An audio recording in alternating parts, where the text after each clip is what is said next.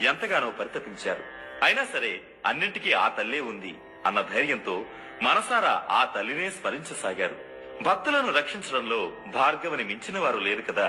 తన భక్తులు కంటతడి పెడితే ఆ తల్లి భరించదు. అమ్మవారు వెంటనే కరుణించారు. విషాపానం వల్ల మరణించిన బిడ్డను బ్రతికించారు. ఆ కుర్రవాడు నిద్ర లేచినట్లుగా లేచి కూర్చున్నాడు. అంతా కలిసి కళ్యాణిని శ్రీకరుణ్ణి తిట్టడం విన్న ఆ పసికందు, అమ్మా, పిన్నిని బాబాయిని తిట్టకండి. ఆకలిగా ఉండి ఆ పాలు నాకు నేనే స్వయంగా తాగాను, అంతేగాని పిన్ని నాకివ్వలేదు అంటూ చెప్పాడు. అంతటితో కళ్యాణి శ్రీకరులు నిర్దోషులు అని తేలిపోయింది. అయితే కళ్యాణి కోసం పెట్టిన పాలల్లో విషం ఎవరు కలిపారు అన్నది ఆలోచించారు. దాంతో విషం కలిపిన తోటికోడలు తన రహస్యం దాగదని గుర్తించి తక్షణమే కళ్యాణి కాళ్ల మీద పడి క్షమాపణ కోరుకుంది. లెంపలు వేసుకుంది. ఇంకా ఎప్పుడూ ఇటువంటి తప్పిదాలు చేయనని పదే పదే ప్రార్థించింది. భగవతి ఎంత కరుణామూర్తో ఆమె భక్తులు కూడా